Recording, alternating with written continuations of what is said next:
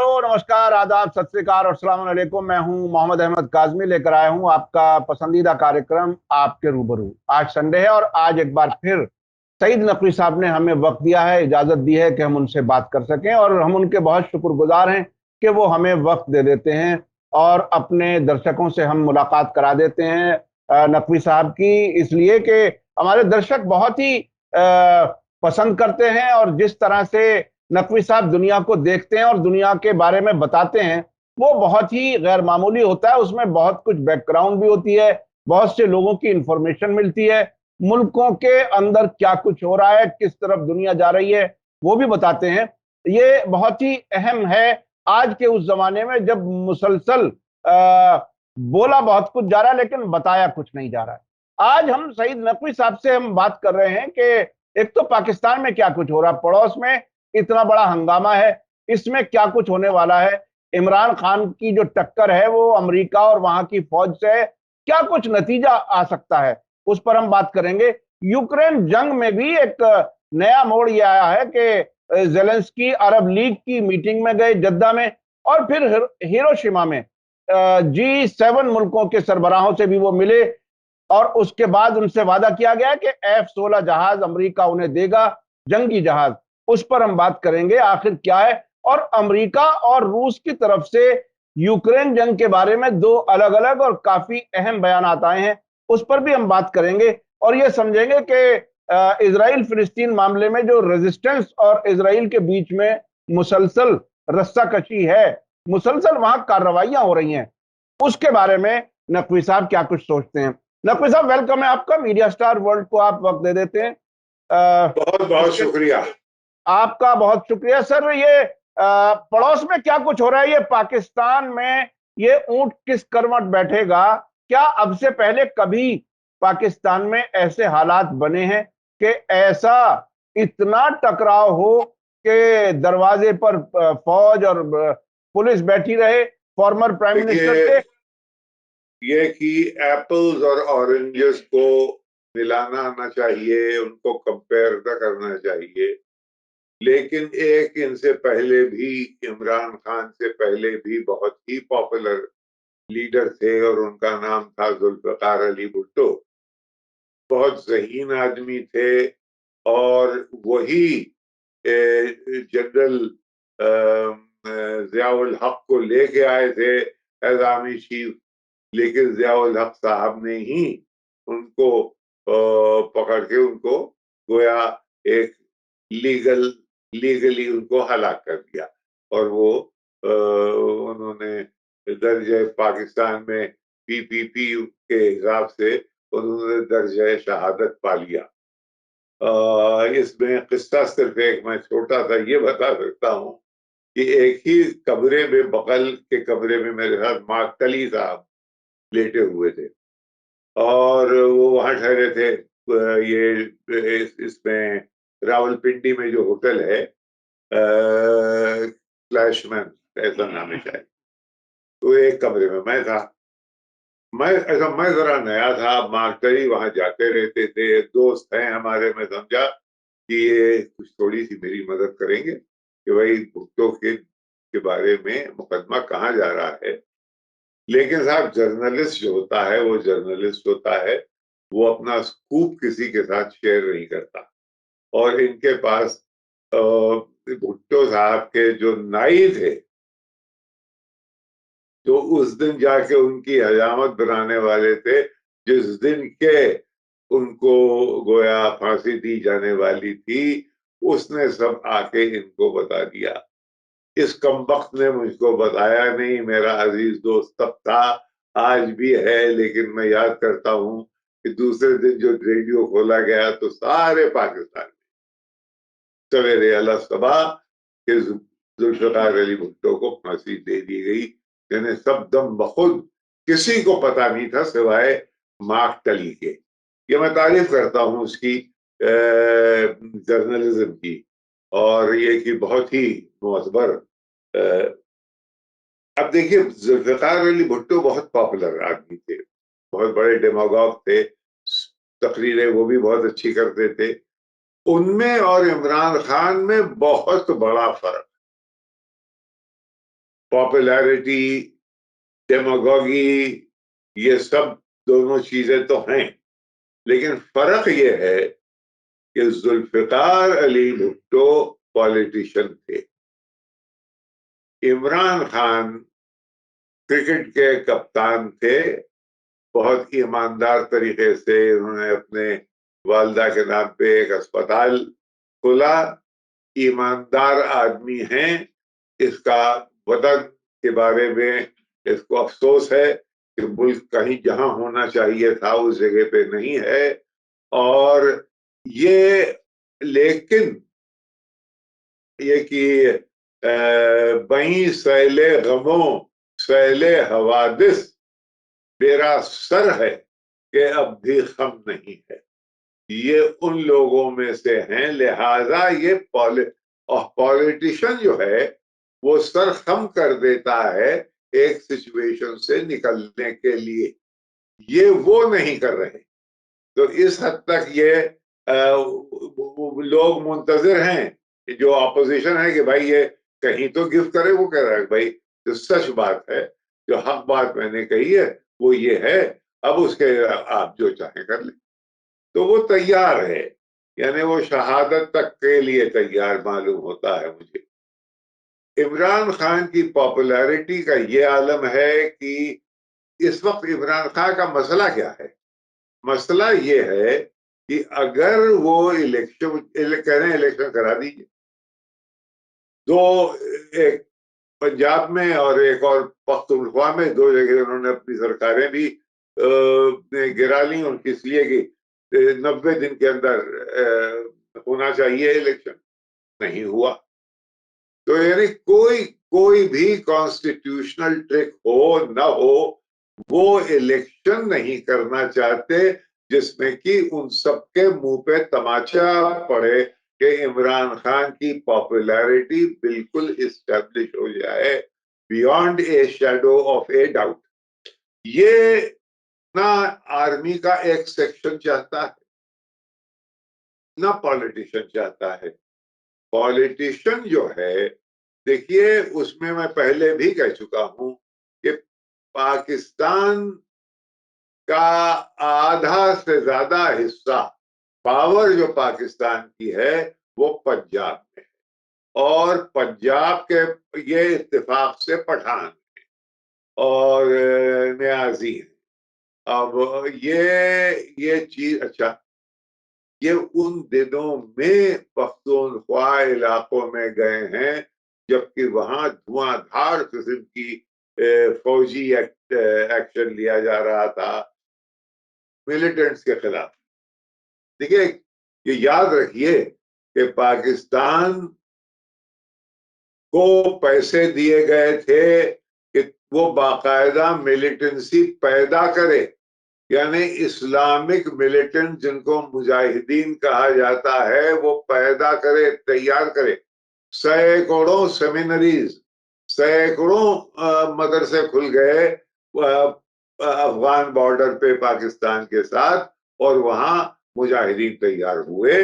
और वो मुजाहिदीन जो हैं उन्होंने आखिरकार रूसियों को वहां से निकाला, और जो कि उनका मकसद था। जब उन्होंने निकाल दिया तो अमेरिका बहादुर हाथ साफ करके वहां से चले गए। अब वो मुजाहिदीन जो हैं वो क्या करें? यानी आपने एक एक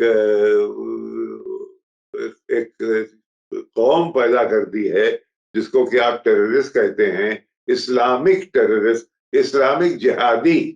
अब वो जिहादी जिहाद खत्म हो गया, अब वो क्या करे?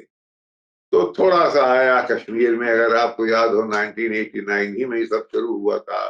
कुछ गया इजिप्ट, कुछ गया अल्जीरिया, अल्जीरिया में बड़ा हंगामा हुआ वगैरह वगैरह, और वो घूम फिर के रिसाइकिल होके सीरिया तक गया, वो जबातल दूसरा तक बना, और उसके बाद अब लोग कहते हैं कि वो हवाई जहाजों में कुछ उनके अंसर जो हैं वो उड़ा के अफगानिस्तान के नॉर्थ में लाए गए हैं। ये भैया, ये मगर इनका कहा ये आप जाने और खुदा जाने, अल्लाह जाने क्या हो रहा है। ये जो अफगानिस्तान वाला पहलू है, ये अगर इससे सुलह होती है इमरान से, जो कि नहीं दिखाई दे रही, कि इलेक्शन हो जाए और ये जीत जाए, चलिए एक वेंटिलेशन से कम हॉट हाउस से हवा निकल गई और मामला ठंडा हुआ। ये वो नहीं चाह रहे, वो नहीं चाह रहे कि ये जीते। तो क्या करोगे तुम इनके साथ? क्योंकि इसकी पॉपुलैरिटी बढ़ती चली जा रही है और बढ़ती चली जा रही है उन इलाकों में जो कि कंटिगुअस हैं अफगानिस्तान के साथ। कहीं ये मामला तूल अगर पकड़ गया तो पूरा इस सब कॉन्टिनेंट के स्ट्रेटेजिक ये मामला डूरैंड लाइन तक जा सकता है। आप समझे? तो इसलिए इमरान खान अभी ये है कि मालकुल मौत अड़े हैं कि मैं जान लेके टलूं, उस सर बसजदा है मसीहा कि मेरी बात रहे। तो वहां पे ये जनाब दोनों अपने अपने जगह पे अड़े हुए हैं। गलती जो कॉन्स्टिट्यूशन के खिलाफ हरकतें कर रहा है वो है ऑपोजिशन, क्योंकि ईमानदारी के साथ भाई पॉपुलर है इलेक्शन, डेमोक्रेसी में इलेक्शन होता है, आप इलेक्शन कर लीजिए। वो आप करना नहीं चाहते हैं। वो क्यों नहीं करना चाहते हैं? क्योंकि उसके वो जनाब उसी रात को 24 फरवरी को जबकि रूस ने अपना स्पेशल ऑपरेशन अगेंस्ट यूक्रेन शुरू किए थे, उस शब को ये मॉस्को में थे। अरे भाई ये मॉस्को में इसलिए थे, इस तरह की मीटिंग्स बरसों महीनों पहले तय होती, लेकिन आप वो इसकी ऑप्टिक्स कुछ ऐसी बन गई कि वहां उन्होंने हमला किया और ये वहां मौजूद थे। तो गोया इनका एक एक रिश्ता बन गया कि गोया इंडोर्समेंट, अच्छा क्योंकि ये वहां मेहमान थे लिहाजा क्रिटिसाइज नहीं कर सकते थे, और वो क्रिटिसाइज नहीं किया, वो हिंदुस्तान ने भी नहीं किया। तो किस्सा यहाँ पे अटका हुआ है कि कोर्ट्स क्या क्या रोल प्ले करेंगे। इलेक्शन होगा, इलेक्शन में इमरान अगर लड़े तो इमरान जीत जाएंगे। वहां पे का जो पाकिस्तान का पंजाबी इलीट है, आप कभी टेलीफोन करके नजम सेठी से बात करके देखिए, वो है टिपिकल रिप्रेजेंट करता है पंजाबी एलीट ऑफ पाकिस्तान। उससे बात करिए और देखिए क्या नफरतें हैं। ये अगर कहीं जीत गया तो फिर मेरा क्या होगा? मैं तो अभी क्रिकेट का बना हुआ हूं, लेकिन वो सब जाता रहेगा। तो ये है मामला अभी। तो इसलिए ये कहा ये ऊंट किस करवट बैठेगा ये मैं नहीं कह सकता। अच्छा अच्छा अच्छा, आगे की जी करें। जी जी जी। अच्छा जी, आप कुछ बात इसमें आखिर में कुछ जोड़ना चाह रहे हैं कुछ? नहीं, इसमें जोड़ना नहीं चाह रहा था मैं। आपने इससे पहले जो सवालात की एक फेहरिस्त आपकी आमतौर से होती है। मैं उस दूसरे इशू पर ही आना चाहता हूं। यूक्रेन वॉर के सिलसिले में अभी हाल ही में दो तीन अहम वाकयात हुए हैं।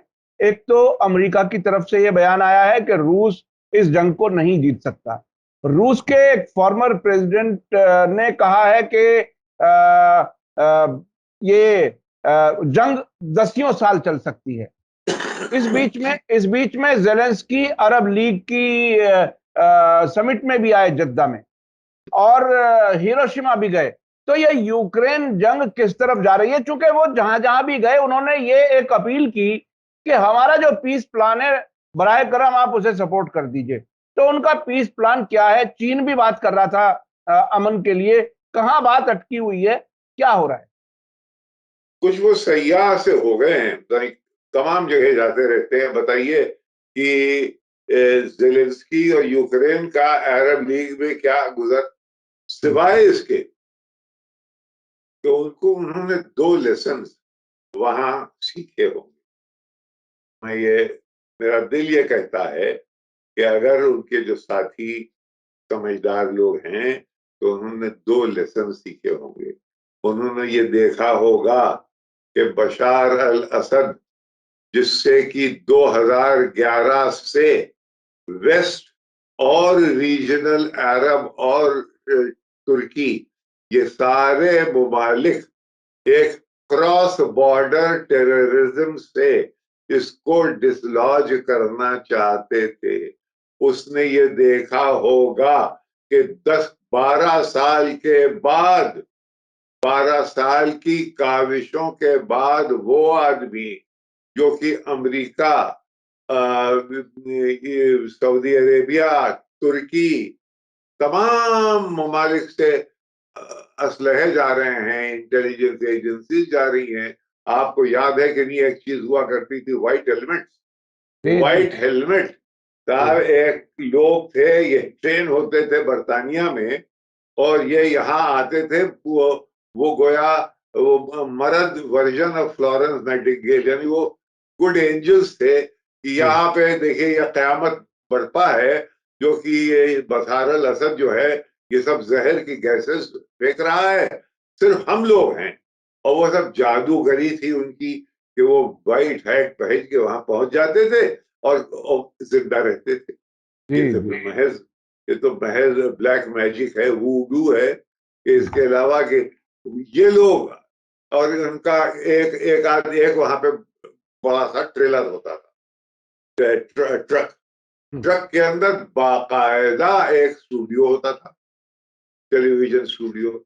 उस टेलीविजन स्टूडियो में एक बच्चे को 7 साल के बिठाया, उसके यहाँ पे कालिक लगा के ये वो गोया, और ये बताया गया कि साहब ये सीरियन, इसमें आग में ये जला है।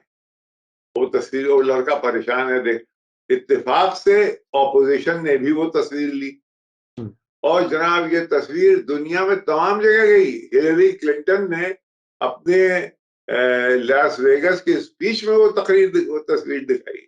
जी जी हमारी क्रिस्टियान अमानपुर ने अपने इंटरव्यू में सरजी लवरोव, जो फॉरेन मिनिस्टर हैं पाकिस्तान में, उसमें कहा साहब ये देखिए, ये तो एक तमाशा, यानी प्रोपेगेंडे का कोई लिमिट नहीं थी।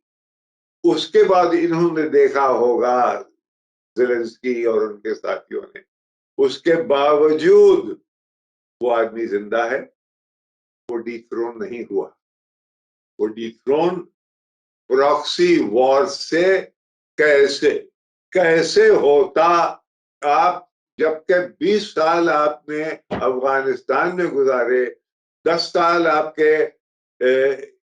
इराक में गुजरे, और उसके बाद भी आप पूरी तरह से सिचुएशन पे को कंट्रोल नहीं कर पाए। आप जैसे अफगानिस्तान से भागे हैं, सारी कायनात ने देखा है। तो ये अगर जब आप बूट्स एंड ऑल बाकायदा ऑक्यूपेशन के बाद आप कंट्रोल न कर पाए, तो ये क्रॉस बॉर्डर टेररिज्म, जिसको कि आप प्रॉक्सी वॉर कहते हैं, उससे आप कैसे एक एक इसको खत्म कर देंगे? जी जी और अगर मैं ज़ेलेंस्की हूं तो मैं पूछूं कि भाई असद तो फिर भी कमजोर है, पुतिन तो इससे कहीं ज्यादा पावरफुल है। मेरे ऊपर ये जिम्मेदारी लाद दी गई है कि हम तुमको बाहर से कारतूस बंदूक देंगे, तुम इनसे लड़ो टू द लास्ट यूक्रेनियन। यानी वहां जितना भी बिब्लिकल एरियाज थे सीरिया के, वो जी सब बर्बाद हो गए। जी यहां पूरा मुल्क बर्बाद हो रहा है। हम्म, लेकिन कामयाबी अभी है कि बॉर्डर को मिलते हैं और कहते हैं साहब ये रूस ये जंग जीत नहीं सकता। और तो, लेकिन आप ये नहीं कहते ये जंग हम जीत रहे हैं, ये कहीं स्टेटमेंट नहीं जी जी है। जी रूस ये जंग जीत नहीं सकता, इसका मतलब ये है कि और हम हार नहीं सकते, कह दो भाई, हम्म, ये भी कह दो साथ साथ। जी जी जी तो लेकिन कुछ अजीब और गरीब, ए, अच्छा, एक तो इनको लेसन ये मिलेगा, मैं अगर इनकी जगह होता तो मुझे देखिए, ये प्रॉक्सी वॉर से एक ये लीडर ये नहीं गिरा पाए 12 साल में। हम्म, 12 साल की काविशों के बाद, तो भाई मैं इससे कहीं ज्यादा पावरफुल न्यूक्लियर आर्म्ड पुतिन को कैसे गिरा लूंगा, हम्म, ये मेरे अक्ल शरीफ में आना चाहिए। जी जी जी दूसरी चीज, ये बशार अल असद अगर दाखिल हुए हैं दोबारा अरब लीग में, तो इसमें अरब लीग के जितने भी अरब मुल्क हैं, ममालिक हैं, उन सबका हाथ है। और इसमें अगुवाई है क्राउन प्रिंस मोहम्मद सलमान की, जो कि जिन्होंने इसमें अगुवाई की। यानी सऊदी अरेबिया ने ये तय कर लिया। सऊदी अरेबिया क्यों बदल गया भाई, ये भी ज़ेलेंस्की की समझ में आना चाहिए। सऊदी अरेबिया इसलिए बदल गया कि सऊदी अरेबिया ने देखा कि भैया के अब वो रंग नहीं है। यानी उसने देखा कि ये जो जिस पावर के साथ हम लोगों ने अपना फ्यूचर बना लिया था, अब वो पावर उस जगह नहीं है और दूसरी ताकतें उठ रही हैं। उन्होंने उठ के अपने दूसरे पावर्स के साथ हाथ मिला लिया। चीन ने सऊदी और ईरानियंस की दोस्ती करा दी। अब जनाब वाला दोस्ती रूस करवाने वाला है, सीरिया की और तुर्की की। ये कल का इलेक्शन, ये जो इलेक्शन होने वाला है, उसके नतीजे आ जाएं तो वो आप ये देखिएगा कि ये भी हो जाएगा। तो यानी दो वजह हैं। एक तो ये कि प्रॉक्सी वार से वेल एंट्रेंस रेजीम्स नहीं गिराई जा सकती, नंबर वन। नंबर दो, अब अमेरिका की हेजेमोनिक पावर जो थी वो अब कम हुई है, लिहाजा उसके खेमे से लोग उसको छोड़ छोड़ के हट रहे हैं, दूसरे खेमों की तरफ मुंतकिल हैं, उनमें दाखिल हो रहे हैं। और ये एक दूसरी वजह है कि बशार अल असद वापस आ गए अरब लीग के। ये लेसन्स दो अगर ज़ेलेंस्की साहब ले लें तो मैं समझूंगा कि बहुत बड़ी थी। लेकिन वो कुछ हरकतें और कर रहे हैं। वो इस जंग को ऐसा फैलावा देने की कोशिश कर रहे हैं जो कि अभी लोगों की नजर में नहीं है, जो वेस्टर्न मीडिया जिसको प्ले अप अभी नहीं कर रहा है। इन्होंने जितने भी प्रीस्ट हैं, ऑर्थोडॉक्स गिरजे के प्रीस्ट, जो कि कीव की बहुत ही पुरानी सैकड़ों साल पुरानी मॉनेस्ट्री का मरकज है, आपने हुक्म दे दिया कि आप सब यहां से निकल जाइए। क्यों निकल जाइए? इसलिए कि आप खुद प्रीस्ट और बाकी जो वर्शिपर्स हैं, आपके सबके ताल्लुकात हैं रशियन चर्च से, लिहाजा आप यहाँ के मुखबिर हो जाते हैं। ये सब ये हो गया। अब गिरजे बहुत पावरफुल है चर्च, ऑर्थोडॉक्स चर्च। अब ये पूरा देखिए यहाँ से जाएगा सर्बिया, सर्बिया, मॉन्टेनिग्रो, ये जितने भी ममालिक हैं जो पुराने यूगोस्लाविया के, सिवाय स्लोवेनिया और क्रोएशिया के, इन दो को छोड़ के वहां हर जगह ऑर्थोडॉक्स चर्च है। तो ये एक गोया कोशिश होगी कि ये जंग इस तरफ कहीं फैले, लोगों में आपस में कुछ खलिश पैदा हो। जंग फैलाने, देखिए जंग फैलाने के लिए तो एक ताजा एक चीज और सामने आई है, वो ये कि अमेरिका ने F-16 देने का वादा किया यूक्रेन को, और साथ साथ रूस से खबर आई कि वो न्यूक्लियर वारहेड्स बेलारूस पहुंचा रहा है। तो ये एक तरह से और भड़कने के और ज्यादा बढ़ने के इम्कान बजाहिर नजर आ रहे हैं। और एक तरफ वो पीस वाली बात भी कर रहे हैं। तो ये कोई बार्गेनिंग चिप है F-16 देना, क्या कुछ है, मतलब किस तरफ जाएगा, क्या मुख्तसर थोड़ा समझ।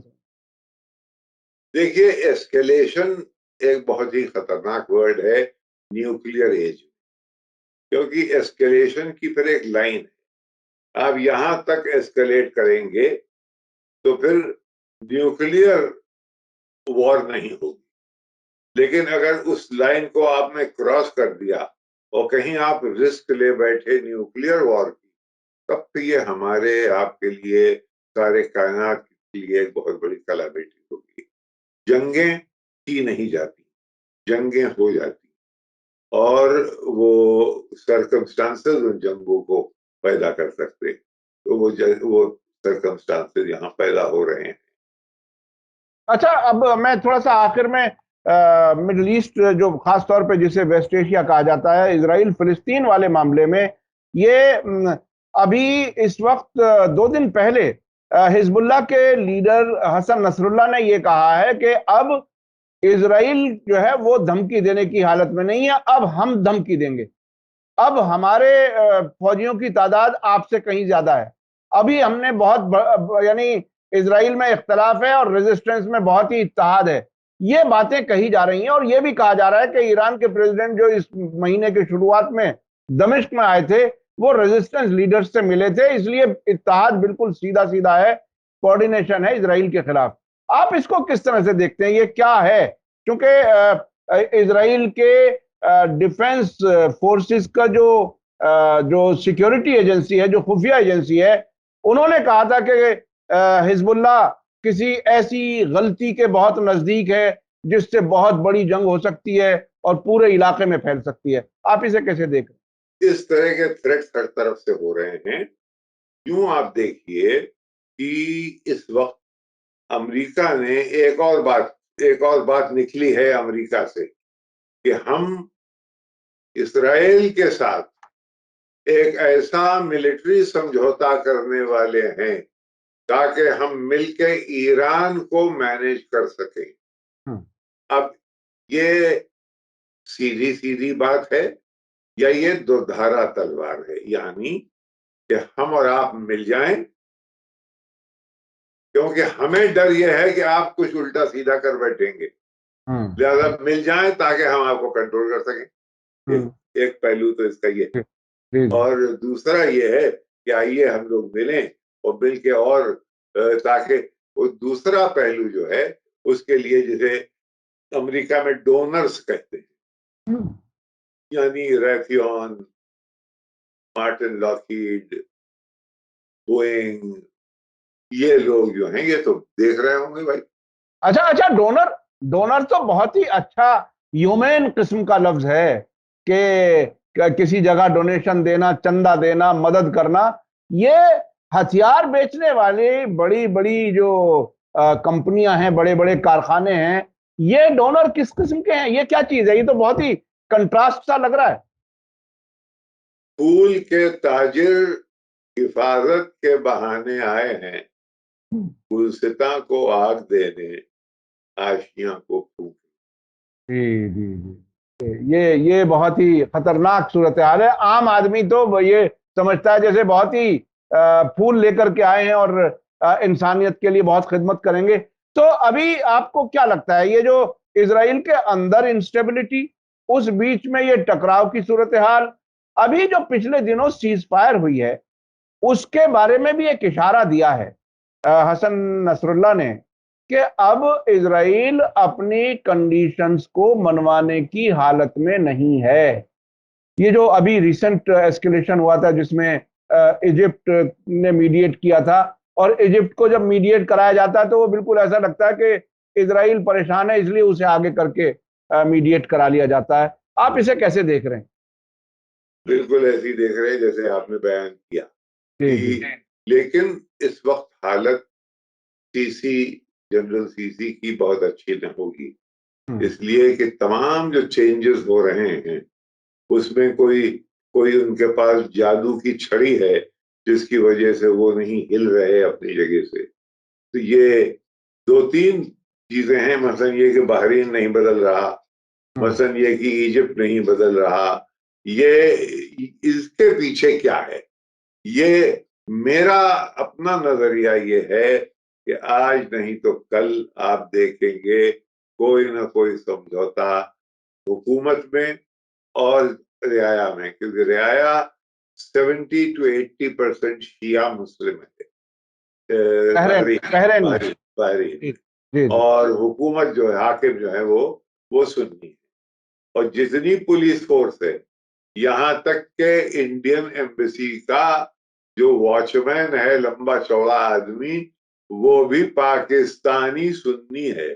और वहां ये लोग पाकिस्तानियों को अपनी पुलिस फोर्स में लाते हैं।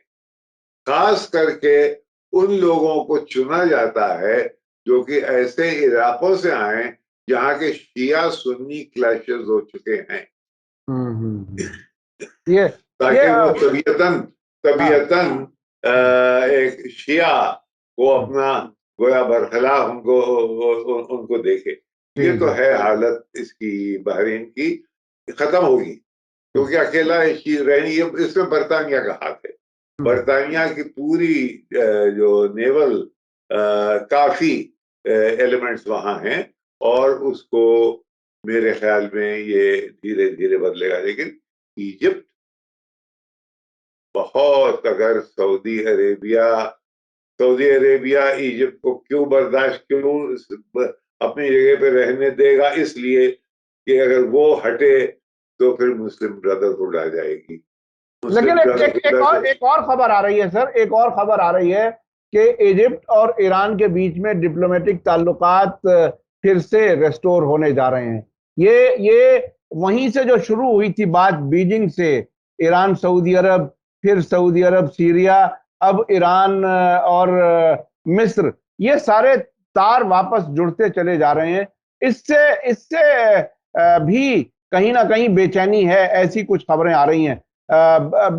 इजिप्ट का ईरान का नजदीक आना इस वक्त क्या उसी की कड़ी है क्या? इजिप्ट का ईरान का नजदीक आना या जनरल सीसी का नजदीक आना और मुस्लिम ब्रदरहुड जो कि ऑपोजिशन में है और इस वक्त बैन कर दी गई है, उससे रिश्ता कायम करना, ये तय करना। देखिए हुआ क्या था, ये कि मोर्सी जब प्राइम मिनिस्टर बने थे, तो प्रेसिडेंट बने थे, माफ करें, हाँ। तो इख्तिलाफ राय था पेंटागन और स्टेट डिपार्टमेंट में। क्लिंटन और उनकी जो एम्बेसडर थी जैन पैटरसन, वो उनका कहना ये था कि भाई डेमोक्रेसी अगर इलेक्शन के जरिए ये आ रहे हैं तो इस टेंडेंसी को इनकरेज करना चाहिए ताकि फिर ये लोग मॉडरेट हो जाएंगे, इनसे डरना नहीं चाहिए। ये था point of view state department का और व्हाइट हाउस का। लेकिन इसके बरक्स जो पेंटागन है वो एक नजर रखता है इजरायली इंटरेस्ट पे ज्यादा।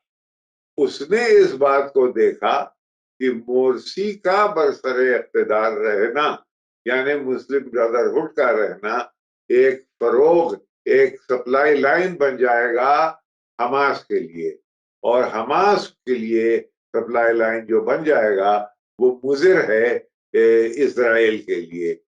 थिंकिंग उस वक्त दूसरी थी, थिंकिंग इस वक्त मुख्तलिफ हो सकती है। आगे आगे देखिए होता है क्या।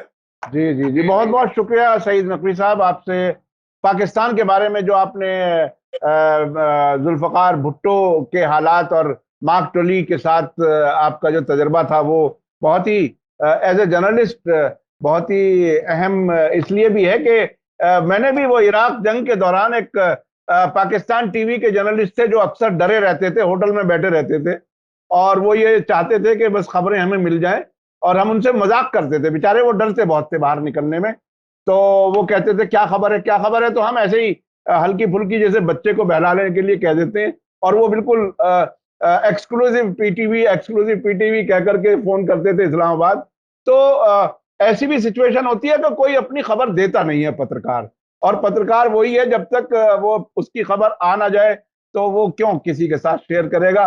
वो आपके साथ भी मार्क टोली ने किया, वो आपके दोस्त भी हैं उसके बावजूद। तो ये बहुत ही दिलचस्प तजर्बे जर्नलिज्म के जो आपके जरिए मिल जाते हैं, और जो इंसाइट आपने दी खास तौर पर इजराइल फिलिस्तीन वाले मामले की भी, और मिस्र और ईरान के सिलसिले में, और मिस्र के बारे में अमेरिका का नजरिया, वहां के इख्तलाफ, वो इतनी इस गहराई से आप हमें मालूमात देते हैं, उसके लिए बहुत बहुत शुक्रिया। इसी के साथ मुझे दीजिए इजाजत, धन्यवाद, शुक्रिया, जय भारत, जय हिंद। मीडिया स्टार वर्ल्ड के और वीडियो देखने के लिए हमारे चैनल को सब्सक्राइब करें। और सीधे नोटिफिकेशन पाने के लिए बेल आइकन दबाएं। और अगर हमारी खबर सच्ची और अच्छी लगे तो अपने व्हाट्सएप, इंस्टाग्राम, फेसबुक और ट्विटर अकाउंट पर ज़रूर शेयर करें।